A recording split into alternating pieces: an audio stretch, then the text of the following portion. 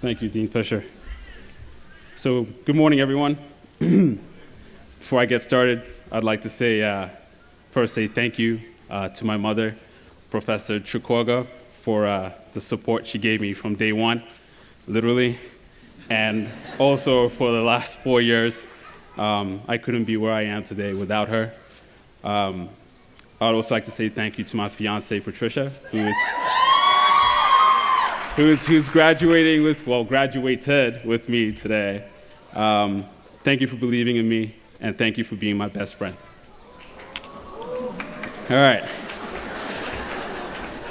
All right, so I don't think anyone here needs me to tell them that sometimes lawyers don't always have the best reputation. We've all heard stories, maybe you had a couple of experiences with a lawyer who went above and beyond to intimidate, maybe vilify, maybe antagonize someone for the benefit of a client. Before I came to law school, I held those preconceived notions, and I believed I would find them reflected in the individuals I would meet within these walls. Well, nothing could have been further from the truth. Instead, I was exposed to a series of law school scenarios that forced me to embrace humility, that forced me to redefine the meaning of persistence, and most important of all, these experiences made me appreciate the unifying power of kindness.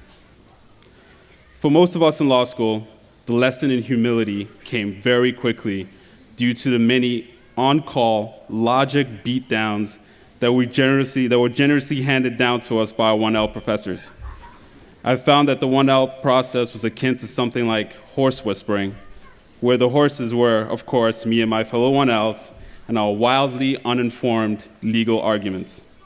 It didn't take long for us to realize that we didn't know what we didn't know, and that drawn-out arguments between 1Ls and law professors who based their arguments on sound legal theory and facts would almost always lead to a graceless and embarrassing submission. In the end, our first-year classes not only forced us to leverage facts and sound logic, it required us to leave pride and hubris at the door and to embrace humility when interacting with each other. Needless to say, the first year was tough. As an evening student, I can say, and I believe my classmates in the evening division would agree, that perseverance took a whole new meaning. I believe almost all of us in the class worked full-time during the day while attending an average of 3 courses a semester.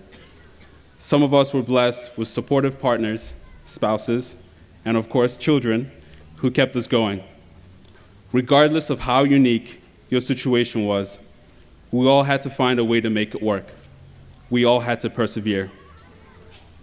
This was our crucible, our primer for those moments in our future where we may question our resolve. The last 4 years should serve to always remind us what we are capable of, and that there isn't much out there that can get between us and our goals. Lastly, I can truly say I spent the last 4 years with some of the kindest people I've ever come across. As I mentioned before, the 1L classroom is a minefield of potential bruises to each student's self-esteem.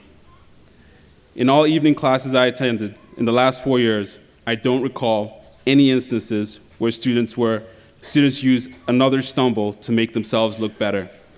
Although there were very often passionate arguments made in class, there was always a level of civility and mutual respect that no one ever compromised. In fact, there were plenty of times where people would go out of their way to comfort others who had clearly stumbled in class. The abundance of kindness between my classmates helped to make the experience one that I will never forget. I am truly honored to have shared this experience with all of you. I am absolutely certain every one of us will continue to persevere as we did here. And I know we will all continue to do so with humility.